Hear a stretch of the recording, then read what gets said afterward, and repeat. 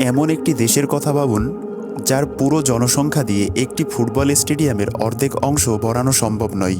অথবা ভাবুন এক অদ্ভুত মহাসাম্রাজ্যের কথা, যেখানে রয়েছে 34টি দ্বীপ আর আছে কোটি কোটি বিষহীন জেলিফিশের এক অবিশ্বাস্য স্বর্গরাজ্য।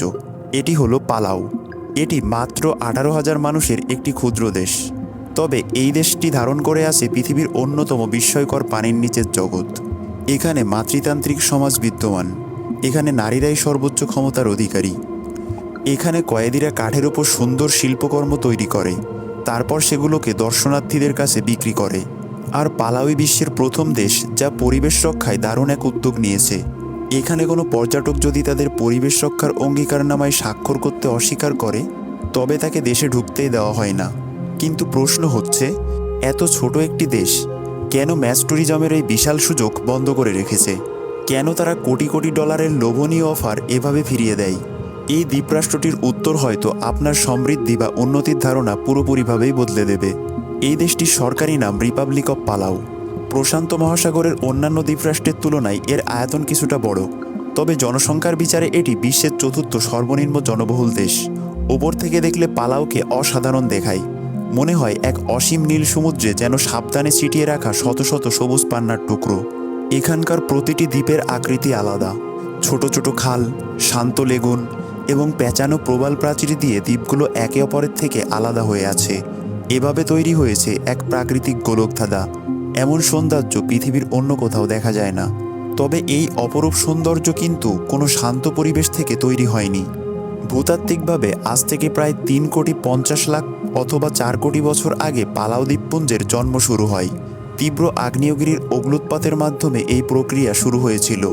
পরবর্তীতে এই আগ্নেয়গিরির ভিত্তির উপর গড়ে ওঠে প্রাচীন প্রবাল প্রাচীর। ভূত্বকের টেকটনিক প্লেটের নাড়াচাড়ায় সেগুলো ধীরে ধীরে সমুদ্রপৃষ্ঠের উপরে উঠে আসে। সময়ের সাথে সাথে সমুদ্রের ঢেউ অনবরত আঘাত করতে থাকে। ঢেউয়ের আঘাতে ক্ষয়ে ক্ষয়ে তৈরি হয় ছাতা বা মাশরুম আকৃতির অনন্য সব দ্বীপ। এটিই আজকের পালাউয়ের মূল পরিচয়। পালাউ অঞ্চলটি মাইক্রোনেশিয়ার অন্তর্গত। এটি ক্যারোলাইন দ্বীপপুঞ্জের পশ্চিম প্রান্তে অবস্থিত। স্থানটি ফিলিপাইন থেকে প্রায় 800 কিলোমিটার পূর্বে। পুরো দেশটির মোট স্থলভাগের আয়তন খুব বেশি নয়, এটি মাত্র 460 বর্গ কিলোমিটার। কিন্তু এর চারপাশের সামুদ্রিক এলাকা স্থলভাগের তুলনায় অনেক বেশি জায়গা জুড়ে রয়েছে। তাদের নিজস্ব সামুদ্রিক এলাকা বা এক্সক্লুসিভ ইকোনমিক জোন ছড়িয়ে রয়েছে 5 লাখ বর্গ কিলোমিটারেরও বেশি জায়গা জুড়ে। এই সামুদ্রিক এলাকা তাদের মোট স্থলভাগের চেয়ে হাজার হাজার গুণ বড়। পালাউতে মহাসাগর কেবল মাটিকেই ঘিরে রাখে না, বরং এই সমুদ্রই হলো তাদের জীবনের মূল চালিকা শক্তি। পালাউয়ের এই অপূর্ব সৌন্দর্য উপভোগ করার ফাঁকে আপনার কাছে একটা ছোট্ট প্রশ্ন। আপনাকে যদি ভ্রমণ করার সুযোগ দেওয়া হয়, তবে আপনি কোথায় যেতে চাইবেন? মহাসাগরের মাঝে নির্জন কোনো দ্বীপে, নাকি পাহাড়ে ঘেরা সুন্দর কোনো বাড়িতে? আপনার উত্তরটি নিচে কমেন্টে জানান। চলুন এবার জানা যাক কেন পালাউকে স্বর্গরাজ্য হিসাবে গণ্য করা হয়। এটি প্রশান্ত মহাসাগরের অন্যতম পবিত্র এবং চোখ ধাঁধানো একটি স্থান। গভীর নীল সমুদ্রের বুক চিরে জেগে আছে শত শত পাহাড়ি দ্বীপ। এগুলো চুনাপাথরের তৈরি এবং ঘন বনে ঢাকা। হাজার হাজার বছর ধরে জোয়ার ভাটার ঢেউয়ে এদের গোড়ার দিকটা ক্ষয় করে ফেলেছে। এর ফলে এমন রূপ তৈরি হয়েছে যা দেখলে মনে হয় সমুদ্রের ওপর বিশালাকার সব মাশরুম বা ছাতা ভেসে আছে। এগুলোই হলো বিখ্যাত রক আইল্যান্ডস। এটি সরু জলপথ বা লুকানো খাড়ির এক গোলকধাঁধা, যেখানে মাত্র কয়েক মিটারের ব্যবধানে সমুদ্রের রং বদলে যায়। গাঢ় পান্নার সবুজ থেকে রংটি গভীর নীল রঙে রূপ নেয়। নৌকা নিয়ে যত ভেতরে যাওয়া যায়, বিশাল সমুদ্র যেন ছোট জলপথের গলিতে পরিণত হয়। চারপাশে উঁচু পাহাড় আর সবুজ গাছপালা। এর মাঝে পানি কোথাও কোথাও কাচের মতো মসৃণ। এখানে এমন কিছু সৈকত রয়েছে যেগুলো কেবল ভাটার সময় জেগে ওঠে, এরপর কয়েক ঘন্টা পর আবার তা তলিয়ে যায়। যেমন লং বিচ। এটি দুটি নীল জলরাশির মাঝখানে সমসাময়িকভাবে জেগে ওঠা সাদা বালুর এক অপূর্ব ফিতা। তবে পানির উপরের দৃশ্য দেখে পালাউকে যতটা সুন্দর মনে হয়, আসল জাদুটা লুকিয়ে আছে পানির নিচে। এখানে ব্লু কর্নার নামে পরিচিত একটি জায়গা আছে, যেখানে সমুদ্রের তীব্র স্রোত প্রবাল প্রাচীরের কোল ঘেঁষে বয়ে যায়। এই স্রোত বড় বড় মাছ আর শিকারী প্রাণীদের আকর্ষণ করে। ডাইভাররা বিশেষ ধরনের রিফ হুক ব্যবহার করে। তারা প্রাচীরের কিনারায় নিজেদেরকে আটকে রাখে। এর ফলে তারা স্থির থেকে তীব্র স্রোতের মধ্যে রিপশার্ক বা হাঙরদের অবাধে সাঁতার কাটতে দেখতে পায়। এর খুব কাছেই অবস্থিত মিল্কি ওয়ে। এটি প্রাকৃতিক খনিজ কাদায় ভরা এক স্থান। এখানকার পানি ঘোলাটে নীল রঙের। এটি চারপাশের স্বচ্ছ নীল সমুদ্রের সাথে একটি অসাধারণ বৈপরীত্য তৈরি করে। তবে এখানকার সবচেয়ে বিস্ময়কর জায়গা হচ্ছে জেলিফিশ লেক। বহু বছর ধরে এটি বাইরের জগৎ থেকে আলাদা হয়েছিল। এখানে কোনো শিকারী প্রাণী ছিল না। এই কারণে এখানকার লাখ লাখ জেলিফিশ তাদের হুল ফোটানোর সক্ষমতা হারিয়ে ফেলেছে। সূর্যের আলোয় এরা পানির নিচে ঘুরে বেড়ায়। তখন মনে হয় এরা এক সোনালি আলোকের ধারা তৈরি করেছে। কোনো ক্ষতি না করেই এরা মানুষের চারপাশে ভেসে থাকে। এটি পৃথিবীর অন্যতম অনন্য ও রোমাঞ্চকর এক অভিজ্ঞতা। এই পাথুরে দ্বীপগুলোকে ফেলে উত্তর দিকে এগোলেই হঠাৎ করেই যেন পালাওয়ের প্রকৃতি সম্পূর্ণভাবে বদলে যায়। সামনে ভেসে ওঠে বাবেল দাওব। এটি একটি আগ্নেয়গিরির দ্বীপ। সেখানে রয়েছে প্রাচীন রেইন ফরেস্ট বা ঘনবন। সেই বনের বুক চিরে গর্জন করে আশ্রে পড়েছে নাগারমাও ঝর্ণা। কিছুটা দূরে গেলে চোখে পড়বে এনগাদোক হ্রদ। এটি বাইরের জগৎ থেকে সম্পূর্ণ বিচ্ছিন্ন। এটি মাইক্রোনেশিয়ার সবচেয়ে বড় স্বাদুপানির হ্রদ। এখানকার আরও একটি সুন্দর স্থান হচ্ছে কায়েঙ্গেল। এখানে পালাওতে আর কোনো উঁচু পাহাড় দেখা যাবে না। দেখা যাবে না কোনো খাড়াচূড়া। এটি একটি নিচু প্রবাল দ্বীপ। এটি সমুদ্রপৃষ্ঠের ঠিক কাছাকাছি জেগে রয়েছে। এখানে কেবল সাদা বালুকা বেলার দেখা মিলবে। আর দেখা মিলবে সারিবদ্ধ নারকেল গাছ এবং দিগন্তজোড়া অসীম সৌন্দর্যের। কোরোর শহরের নিচু ছাদগুলোর উপর যখন ভোরের প্রথম আলো এসে পড়ে, তখন বোটের ঘাটগুলো ধীরে ধীরে জেগে উঠতে শুরু করে। শান্ত পানির উপর নৌকার ইঞ্জিনের মৃদু শব্দ ভেসে আসে। জেলেরা নৌকার দড়ি পরীক্ষা করে নেয়। প্রথম কার্গো বা মালামালের বক্সগুলো বোটে তোলা হয়। আর ডাঙায় সেতু পার হয়ে গাড়িগুলো বাবেল দাওবের দিকে আস্তে আস্তে এগোতে থাকে। কোরোর হলো পালাওয়ের জীবনযাত্রার মূল কেন্দ্রবিন্দু। এটি মাত্র কয়েক বর্গ কিলোমিটারের একটি ছোট জায়গা। এখানে স্কুলের সামনে অভিভাবকরা সন্তানদের নামিয়ে দেন। তারপর তারা রাস্তার উপরের সকালের মাছের বাজারে থামেন। আর সেখান থেকে কয়েক ধাপ দূরেই একটি ট্যুরবোট যাত্রীদের অপেক্ষায় দাঁড়িয়ে থাকে। সেটির ইঞ্জিনও চালু হয়ে ওঠে।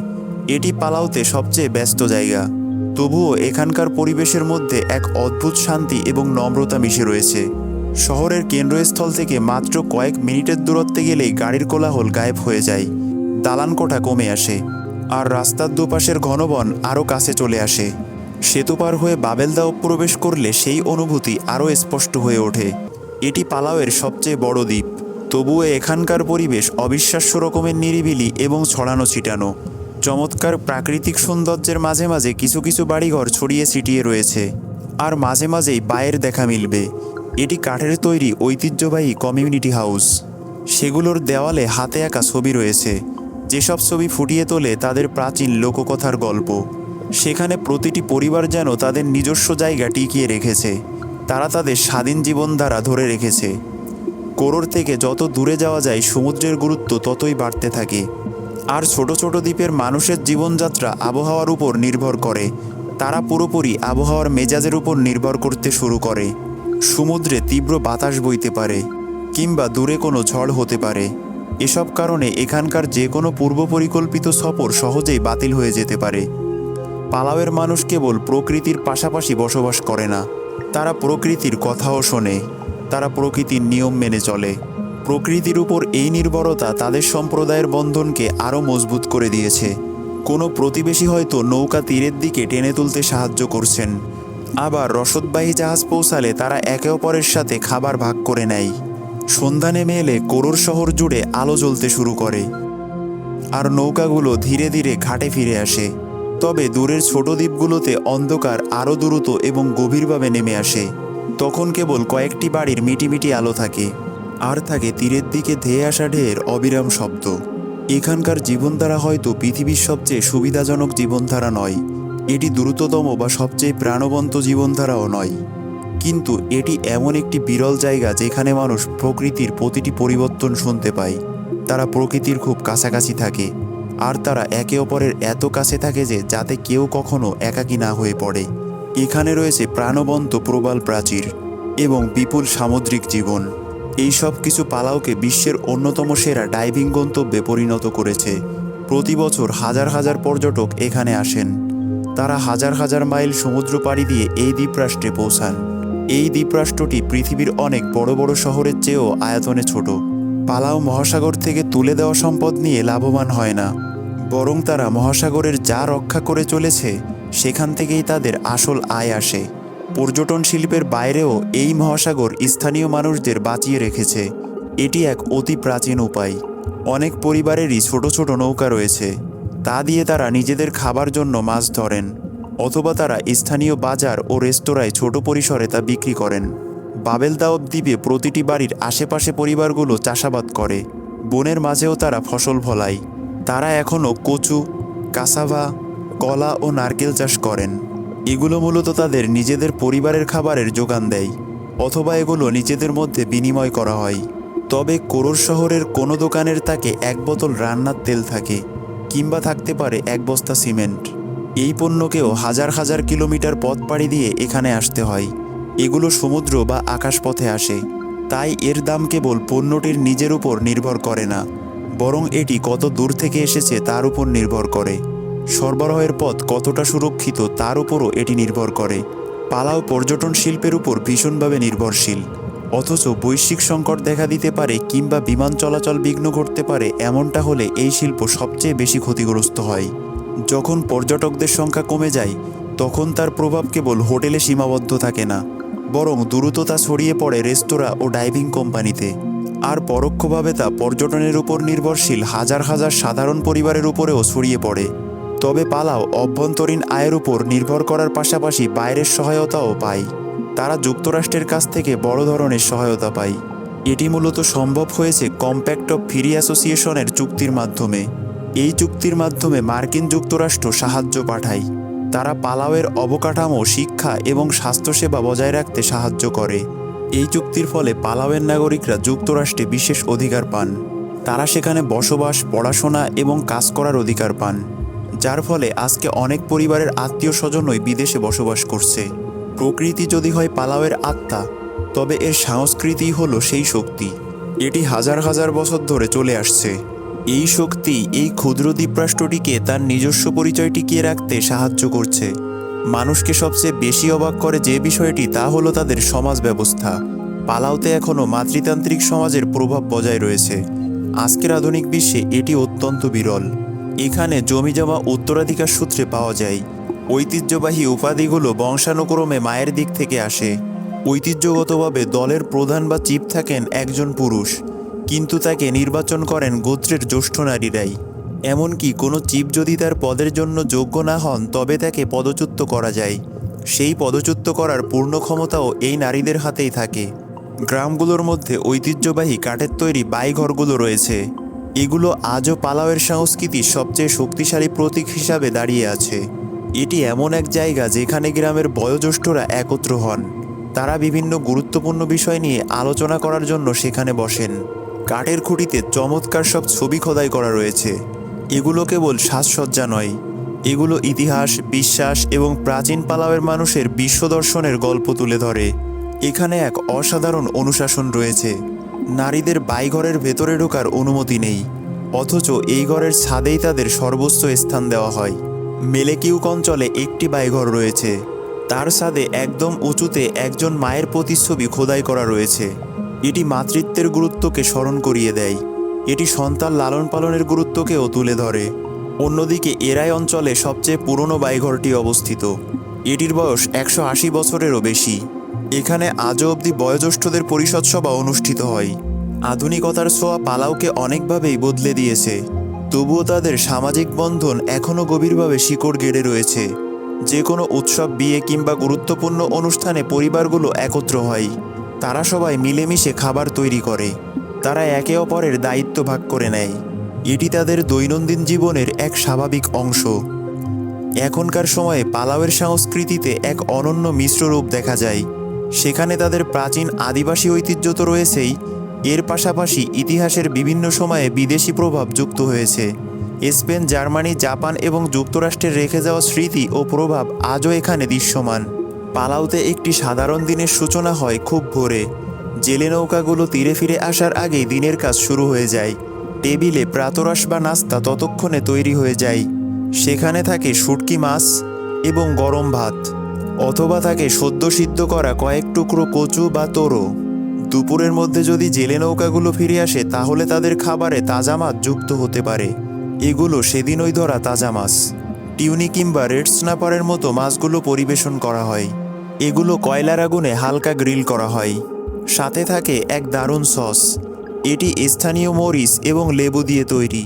আর কচু বা তারও কেবল তাদের পাশের আনুষাঙ্গিক খাবার নয়, এটি তাদের প্রায় প্রতিটি প্রধান খাবারের অপরিহার্য এক অংশ।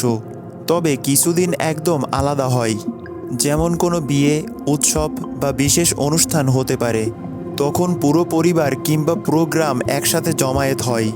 এমন বিশেষ দিনেই টেবিলে জায়গা করে নেয় ফ্রুট ব্যাট স্যুপ। এটি ডাবের দুধ, আদা এবং ফলকেকো বাদুড় দিয়ে রান্না করা এক বিশেষ খাবার। এটি কিন্তু তাদের প্রতিদিনের সাধারণ খাবার নয়, কেবল বিশেষ উপলক্ষেই এটি তৈরি করা হয়। তবে বর্তমানে বুনো বাদুড়ের সংখ্যা আশঙ্কাজনকভাবে কমে গিয়েছে, তাই এদের শিকার এখন বেশ কড়াকড়িভাবেই নিয়ন্ত্রণ করা হচ্ছে। এখানে বহু প্রজন্মের সাংস্কৃতিক আদান প্রদান ঘটেছে। এর মাধ্যমে ফিলিপাইন, জাপান এবং যুক্তরাষ্ট্রের প্রভাব পালাওয়ের খাবারের মধ্যেও মিশে আছে। কোরো শহরে এক বাটি ধোয়া ওঠা ফিলিপিনো নুডলস পাওয়া যায়, তার ঠিক পাশেই হয়তো জাপানি স্টাইলে তাজা সাশিমি বিক্রি হচ্ছে। ছুটির দিনগুলোতে অনেক পরিবার বাইরে খেতে যান, তারা ঐতিহ্যবাহী খাবারের বদলে বার্গার বা পিৎজা বেছে নেন। ভাবুন তো, একটি পার্সেল কায়াঙ্গেল দ্বীপের কোনো ছোট গ্রামে পৌঁছাবে। এটি হয়তো ফিলিপাইনের ম্যানিলা থেকে পাঠানো হয়েছে। এই পার্সেলটিকে পালাওয়ের প্রায় সব ধরনের পরিবহন মাধ্যম পার হয়ে আসতে হয়। পার্সেলটি প্রথমে বাবেলদাও দ্বীপে এসে নামে, সেখানকার রোমান তিমেতুকেল আন্তর্জাতিক বিমানবন্দরে এটি প্রথম আসে। এরপর একটি সড়ক রয়েছে ক্রান্তীয় বনের বুক চিরে, পার্সেলটি সেই সড়ক ধরে চলে যায়। এরপর এটি কোরোর বাবেলদাও সেতু পার হয়। এভাবে তা কোরোর শহরের ছোট্ট গুদামগুলোতে পৌঁছায়। এই গুদাম দেশের সমস্ত মালামাল আসা যাওয়ার প্রধান কেন্দ্র। প্রাপক যদি বাবেলদাও দ্বীপে থাকেন তবে একটি ট্রাক পার্সেলটি পৌঁছে দেয়। ট্রাকটি বনের আড়ালে লুকিয়ে থাকা গ্রামের ভেতর দিয়ে সোজা তার বাড়িতে চলে যায়। কিন্তু প্রাপক যদি আরও দূরের কোনো দ্বীপে থাকেন, যেমন কায়াঙ্গেল, পেলেলিউ এবং আঙ্গাউর দ্বীপ, তবে কিন্তু যাত্রা সেখানেই শেষ হয় না।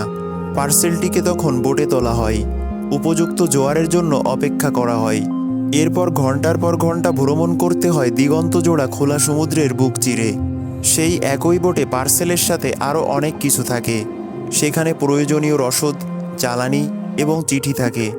আরও হয়তো থাকে মাসের পর মাস মূল ভূখণ্ডে কাটিয়ে বাড়ি ফেরা কোনো প্রিয় মানুষ। দূরের দ্বীপগুলোতে বসবাসকারী মানুষদের কাছে এই রসদবাহী বোট কেবল একটি যানবাহন নয়, এটি যেন একটি সুন্দর বার্তা দেয়। বার্তাটি হলো বাইরের বিশ্ব তাদের এখনও ভুলে যায়নি।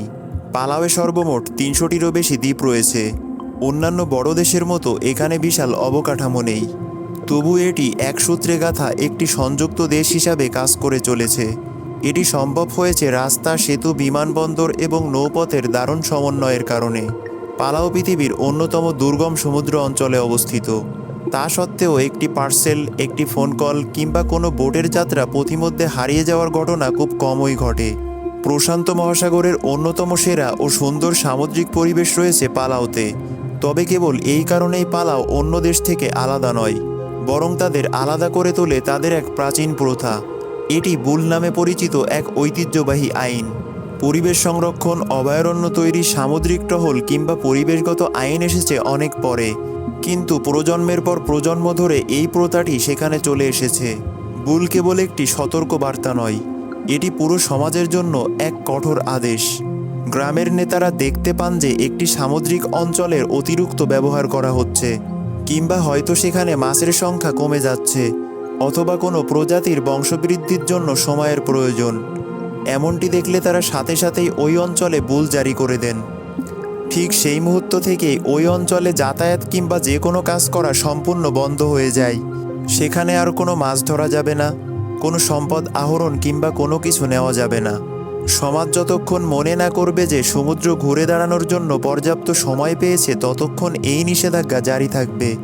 এমনকি বিখ্যাত জেলিফিশ লেককেও একসময় বুলের আয়তায় আনা হয়েছিল। এই লেকে হাজার হাজার সোনালি জেলিফিশ শান্তভাবে পানির নিচে ভেসে বেড়ায়, কিন্তু একসময় প্রবাল প্রাচীরের চিফ বা নেতারা লক্ষ্য করেছিলেন যে সেখানে জেলিফিশের সংখ্যা কমে গেছে। সেখানে কোনো সতর্কবার্তা বোর্ড রাখা ছিল না, কোনো বেড়া দেওয়া ছিল না, এমনকি কোনো নজরদারি ক্যামেরাও লাগানো ছিল না। লেকটিকে স্পর্শহীন রাখার জন্যে সমাজপতিদের কেবল একটি ঘোষণাই যথেষ্ট ছিল। জেলিফিশের সংখ্যা আবার আগের মতো প্রচুর পরিমাণে না ফেরা পর্যন্ত এই আদেশ বহাল ছিল। পালাওয়ের জনসংখ্যা কম হওয়ার কারণে এখানকার সমাজগুলো খুব ছোট ছোট। এখানে ভুল আইন অমান্য করে লুকিয়ে থাকা প্রায় অসম্ভব। তবে এই প্রাচীন আইনের আসল শক্তি ধরা পড়ার ভয় নয়, বরং পুরো সমাজের প্রতি গভীর দায়িত্ববোধ। কারণ তারা একটি বিষয়ে বিশ্বাস করে, তাদের মতে প্রয়োজনের চেয়ে অতিরিক্ত নেওয়া মানুষটি একটি বড় অন্যায় করেছে। সে এমন অন্যায় করেছে যা এখনও জন্ম নেয়নি এমন ভবিষ্যৎ প্রজাতিগুলোর জীবিকাকে কেড়ে নিচ্ছে। আজও পালাও অনেক কঠোর সংরক্ষণ নীতি মেনে চলে, তবে এগুলো কিন্তু হঠাৎ করে আসেনি। এগুলোর সূচনা হয়েছিল এক প্রাচীন বিশ্বাস থেকে। সেই বিশ্বাস আজও অদ্ভুত রকমের আধুনিক এবং দূরদর্শী। বিশ্বাসটি হলো সমুদ্র মানুষের ব্যবহারের জন্য কোনো অসীম সম্পদ নয়, এটি একটি অতি মূল্যবান আমানত বা উত্তরাধিকার। এটি ভবিষ্যৎ প্রজন্মের কাছে আরও সুস্থ এবং সুন্দর অবস্থায় হস্তান্তর করতে হবে। যেখানে বিশ্বের অনেক দেশ সহজেই ভুলে যাওয়া নরম প্রতিশ্রুতি দিয়ে সমুদ্র রক্ষার কথা বলে, সেখানে পালাও এই বিষয়টি খুব কঠোরভাবে নিয়ন্ত্রণ করে আসছে। খুব কম দেশ হয়ে আছে যারা পরিবেশ সুরক্ষার অঙ্গীকারকে বাস্তবে রূপ দিতে প্রস্তুত। এর জন্যে তারা কড়া আইন প্রণয়ন করে এবং কঠিন সব ত্যাগ স্বীকার করে। পালাও হলো বিশ্বজুড়ে ছড়িয়ে থাকা সেই বিরল দেশগুলোর একটি। 2009 সালে পৃথিবীর বেশিরভাগ দেশ একটি বিষয় নিয়ে কেবল তর্ক বিতর্ক করছিল, তা হলো সামুদ্রিক বাস্তুতন্ত্র কিভাবে রক্ষা করা যায়। ঠিক তখনই পালাও নীরবে এক ইতিহাস গড়ে ফেলে। তারা তাদের পুরো এক্সক্লুসিভ ইকোনমিক জোনকে একটি বিশাল অঞ্চল হিসাবে ঘোষণা করে। তারা এটিকে বিশ্বের প্রথম হাঙর অভয়ারণ্য হিসাবে ঘোষণা করে। তখনকার সময়ে বিশ্বজুড়ে এটিই ছিল এই ধরনের সবচেয়ে বড় পদক্ষেপ। কিছু প্রজাতির হাঙর এতদিন নির্মমভাবে শিকার হচ্ছিল। এদের কেবল তাদের পাখনা এবং বাণিজ্যিক মূল্যের কারণে শিকার করা হতো। পালাওয়ের এই পদক্ষেপের কারণে হঠাৎ করেই তারা এক অভূতপূর্ব এবং নজিরবিহীন সুরক্ষা লাভ করে। কিন্তু সেটা তো কেবল শুরু ছিল। 2015 সালে পালাও আরও একটি বড় এবং সাহসী সিদ্ধান্ত নেয়। তারা প্রতিষ্ঠা করে পালাও ন্যাশনাল মেরিন স্যাংচুয়ারি। তারা তাদের পুরো এক্সক্লুসিভ ইকোনমিক জোনের 80% এলাকা উৎসর্গ করে দেয়। তারা এটি দীর্ঘমেয়াদী পরিবেশ সংরক্ষণের জন্য নির্দিষ্ট করে। এর ফলে এটি পৃথিবীর অন্যতম বৃহৎ সংরক্ষিত সামুদ্রিক অঞ্চলে পরিণত হয়, আর বাকি 20% এলাকা রাখা হয় সাস্টেইনেবল ব্যবহারের জন্যে। এমনকি সেই ছোট্ট অংশটিতেও কঠোর নিয়মনীতি বজায় রাখা হয়। কেবল স্থানীয় জেলেদের মাছ ধরার অনুমতি দেওয়া হয়। বিশ্বের বেশিরভাগ দেশই সমুদ্রকে চূড়ান্তভাবে ধ্বংস করা না পর্যন্ত ব্যবহার করতেই থাকে। এরপর ক্ষতি যা হওয়ার হয়ে যাওয়ার পর মানুষ তা পুনরুদ্ধারের জন্য দৌড়ঝাঁপ করতে শুরু করে। এক্ষেত্রে পালাও সম্পূর্ণ ভিন্ন পথ বেছে নিয়েছে। সময় পার হয়ে যাওয়ার আগেই তারা সমুদ্রকে সুরক্ষা দিয়ে চলেছে। অনুমতি ছাড়া পালাওয়ের জলসীমায় কোনো বিদেশি নৌকা ঢুকতে পারে না। এসব নৌকার অবৈধ মাছ ধরা বন্ধ করতে কড়া নজর রাখা হয়। এজন্য সামুদ্রিক নজরদারি ব্যবস্থা রয়েছে এবং কড়া এনফোর্সমেন্ট টিম কাজ করে। তারা এখানে 24 ঘন্টা নজর রাখে। সেখানে সমুদ্রের ক্ষতি করার পরিণতি অত্যন্ত ভয়াবহ। কেউ ধরা পড়লে তার নৌকা বাজেয়াপ্ত করা হয়, মাছ ধরার সব সরঞ্জাম কেড়ে নেওয়া হয়। এরপর অপরাধীদের আদালতে বিচারের সম্মুখীন করা হয়। অনেক দেশের কঠোর আইন লেখা হয় শাস্তি দেওয়ার জন্যে, কিন্তু পালাওতে একটি অনন্য অঙ্গীকারনামা লেখা রয়েছে যা শ্রদ্ধাবোধ দাবি করে। 2017 সাল থেকে একটি নিয়ম বাধ্যতামূলক করা হয়েছে। পালাওতে আসা প্রতিটি পর্যটকের জন্য পালাও প্লাস পড়া এবং মেনে চলা অত্যাবশ্যক। এরপর সরাসরি তাদের পাসপোর্টে সিল মেরে দেওয়া হয়। কোনো দেশের ইমিগ্রেশন বা অভিবাসন প্রক্রিয়ার সাথে পরিবেশের বিষয়টি যুক্ত হয়েছে। এভাবে যুক্ত হওয়া এটি বিশ্বের প্রথম পরিবেশগত অঙ্গীকারনামা। এই অঙ্গীকারনামাটিকে যা সত্যিই অনন্য করে তোলে তা কেবল এটি বিশ্বের মধ্যে প্রথম তাই নয়, বরং এটি কারা তৈরি করতে সাহায্য করেছে সেটিই এক বিস্ময়কর গল্প। এই অঙ্গীকারনামা কিন্তু কেবল দেশের আইন প্রণেতা বা সরকারি কর্মকর্তারা একা বসে লেখেনি। এই অঙ্গীকারনামাটি তৈরি করার প্রক্রিয়ায় সরাসরি অংশ নিয়েছিল পালাওয়ের শিশুরা। প্রতিটি পাসপোর্টের ভেতর কিছু কথা লেখা থাকে। শুরুর কথাগুলো কোনো আইনি বয়ান নয়, বরং এটি একটি হৃদয়স্পর্শী ও সরাসরি বার্তা। সেখানে লেখা রয়েছে, হে পালাওয়ের শিশু সকল, আমি ওয়াদা করছি, যে পর্যটক এতে স্বাক্ষর করেন তিনি কেবল একটি সরকারি বা আইনের কাছে প্রতিশ্রুতি দিচ্ছেন না, বরং তিনি একটি অঙ্গীকার করছেন সেই শিশুদের কাছে যারা ভবিষ্যতে এই দ্বীপগুলোর দায়িত্ব নেবে। প্রতিশ্রুতির নিয়মগুলো খুব স্পষ্ট। প্রবাল স্পর্শ করা যাবে না, বন্যপ্রাণীকে ধাওয়া করা বা খাবার দেওয়া যাবে না, দ্বীপ থেকে কোনো ঝিনুক, প্রবাল বা সামুদ্রিক জীব সংগ্রহ করে নেওয়া যাবে না। এই নিয়মগুলো কেবল কাগজে কলমে সীমাবদ্ধ নয়। অনেক ধরনের সানস্ক্রিন প্রবাল প্রাচীরের ক্ষতি করে। সেসব কেমিক্যালযুক্ত সানস্ক্রিন ব্যবহার পালাওতে সম্পূর্ণ নিষিদ্ধ। এমনকি বিখ্যাত ডাইভিং স্পটগুলোতে নামার আগে পর্যটকদের সব নিয়ম ভালোভাবে বুঝিয়ে দেওয়া হয়। পালাউতে কেউ ইচ্ছা করে প্রবাল বাস্তুতন্ত্রের ক্ষতি করলে তাকে আইনি শাস্তির মুখে পড়তে হতে পারে। এখানে প্রকৃতি রক্ষা করা কেবল কোনো সরকারি নীতি নয়, এটি এক প্রজন্ম থেকে অন্য প্রজন্মে বয়ে চলা এক পরম দায়িত্ব। সমুদ্র রক্ষার ক্ষেত্রে পালাউ বিশ্বের অন্যতম দৃঢ় সংকল্প ও অগ্রগামী দেশ। তা সত্ত্বেও এই দ্বীপরাষ্ট্রটি আজ বৈশ্বিক উষ্ণায়নের মুখোমুখি হচ্ছে। তারা এর সবচেয়ে প্রত্যক্ষ ও দৃশ্যমান ফলাফলের মুখোমুখি হচ্ছে। পালাউয়ের বেশিরভাগ ভূখণ্ড খুব একটা উঁচু নয়, এটি সমুদ্রপৃষ্ঠ থেকে মাত্র কয়েক মিটার উঁচুতে অবস্থিত। এখানে তীব্র ঢেউয়ের সৃষ্টি হয়, জোয়ারের পানি বৃদ্ধি পায় সমুদ্রপৃষ্ঠের উচ্চতা। গ্লোবাল ওয়ার্মিংয়ের এসব ফলাফল এখানকার বহু উপকূলীয় এলাকাকে ক্রমাগত ক্ষয়ের ঝুঁকিতে ফেলছে। ধারণা করা হচ্ছে আগামী কয়েক দশকে যদি এই পরিবর্তনগুলো অব্যাহত থাকে তবে কিছু নিচু এলাকা ধীরে ধীরে সংকুচিত হয়ে যাবে অথবা সেগুলো পুরোপুরিভাবে গায়েব হয়ে যাবে। তবে সবচেয়ে বড় চিন্তার বিষয়টি লুকিয়ে আছে পানির নিচে। সমুদ্রের তাপমাত্রা দিন দিন বেড়েই চলেছে। এর ফলে প্রবাল প্রাচীর চরম ঝুঁকির মধ্যে পড়েছে। এই প্রবাল প্রাচীরই কিন্তু পালাউয়ের পুরো সামুদ্রিক বাস্তুতন্ত্রের মূল ভিত্তি। দীর্ঘ সময় ধরে অতিরিক্ত উত্তপ্ত থাকার কারণে প্রবাল ব্লিচিং বা প্রবাল সাদা হয়ে ক্ষয় হয়ে যাওয়ার ঘটনা ঘটছে। এর ফলে প্রবালগুলো তাদের সুজি বা শৈবাল হারিয়ে ফেলছে। এভাবেই এই প্রবালগুলো ধীরে ধীরে দুর্বল হয়ে পড়ছে। প্রবাল প্রাচীর ক্ষতিগ্রস্ত হলে হাজার হাজার সামুদ্রিক প্রজাতি তাদের বসবাসের স্থান হারিয়ে ফেলবে। তারা হারিয়ে ফেলবে তাদের প্রজনন ক্ষেত্র এবং খাবারের উৎস। এটি কেবল সামুদ্রিক জীববৈচিত্র্যকেই হুমকির মুখে ফেলে না, বরং এটি মৎস্য খাত এবং ডাইভিং পর্যটন শিল্পকেও ধ্বংসের মুখে ঠেলে দেয়। আর এই খাতগুলো হলো পালাউয়ের অর্থনীতির মূল চালিকা শক্তি। জলবায়ু পরিবর্তনের প্রভাব তো আছেই, এর পাশাপাশি ছোট ভৌগোলিক আয়তনের কারণেও পালাউকে বেশ কিছু কঠিন চ্যালেঞ্জের সম্মুখীন হতে হচ্ছে। ছোট অর্থনীতির কারণে দেশে কর্মসংস্থানের সুযোগ কম। উচ্চশিক্ষার জন্য অনেক তরুণ বিদেশে পাড়ি দিচ্ছে। তারা যুক্তরাষ্ট্র কিংবা তাইওয়ানে যান, পরবর্তীতে কাজের জন্য তারা সেখানেই থেকে যান। এর ফলে দেশে ধীরে ধীরে দক্ষ শ্রমিকের ঘাটতি হচ্ছে। এই দ্বীপরাষ্ট্রটি কিছু সামাজিক সমস্যারও মুখোমুখি হচ্ছে, যার মধ্যে রয়েছে অ্যালকোহলের অপব্যবহার, কৃত্রিম বা সিনথেটিক মাদকের ব্যবহার এবং পারিবারিক সহিংসতা। এটি মাত্র 18,000 মানুষের একটি ছোট্ট সমাজ। এখানে প্রায় সবাই সবাইকে চেনেন, ফলে সুনাম নষ্ট হওয়ার ভয় থাকে, আবার পারস্পরিক সম্পর্ক বজায় রাখার ইচ্ছাও থাকে। এসব কারণে কিছু ঘটনা অনালোচিত বা অপ্রকাশিতই থেকে যায়। একই সাথে প্লাস্টিক বর্জ্যের চাপও ক্রমশ বাড়ছে। প্রতি বছর আসা হাজার হাজার পর্যটকের কারণে এই চাপ তৈরি হচ্ছে। এখানকার স্থলভাগ অত্যন্ত সীমিত, তাই এই বর্জ্যের সিংহভাগ বাইরে পাঠাতে হয়। এগুলো প্রক্রিয়াজাত করার জন্য প্রক্রিয়াকরণ কেন্দ্র বা বিদেশে পাঠানো হয়। ফলে পরিবেশ সংরক্ষণ করা এখানে অত্যন্ত ব্যয়বহুল হয়ে দাঁড়িয়েছে। এটি এক নিরন্তর চ্যালেঞ্জে পরিণত হয়েছে। এত কিছুর পরও মানুষ কেন এখনও এখানে থেকে যাওয়া বেছে নেয়? আজকের বিশ্ব দ্রুত আধুনিক হচ্ছে। হাজার হাজার তরুণ বড় বড় সুযোগের খোঁজে জন্মস্থান ছেড়ে চলে যাচ্ছে, অথচ সেখানে প্রায় 20,000 মানুষ এখনও পালাউতেই থেকে যাওয়াকে বেছে নিয়েছে। এখানে জীবন অত্যন্ত সহজ বলে তারা যাচ্ছে না তা কিন্তু নয়, বরং পালাউই একমাত্র জায়গা যাকে তারা সত্যিই ঘরের মতো ভালোবাসে। এই সমুদ্রই তাদের বাঁচিয়ে রেখেছে। যুগের পর যুগ ধরে এটি তাদের পূর্বপুরুষদেরও বাঁচিয়ে রেখেছিল। এখানকার বন জঙ্গল, প্রবাল প্রাচীর এবং সাংস্কৃতিক মূল্যবোধ তাদের পরিচয়ের অংশে পরিণত হয়েছে। এটি তাদের পরিচয়ের এক অবিচ্ছেদ্য অংশ। পালাউয়ের মানুষের কাছে এখানে থেকে যাওয়াটা কেবল একটি ব্যক্তিগত সিদ্ধান্ত নয়, বরং এটি এক অনন্য দায়বদ্ধতা।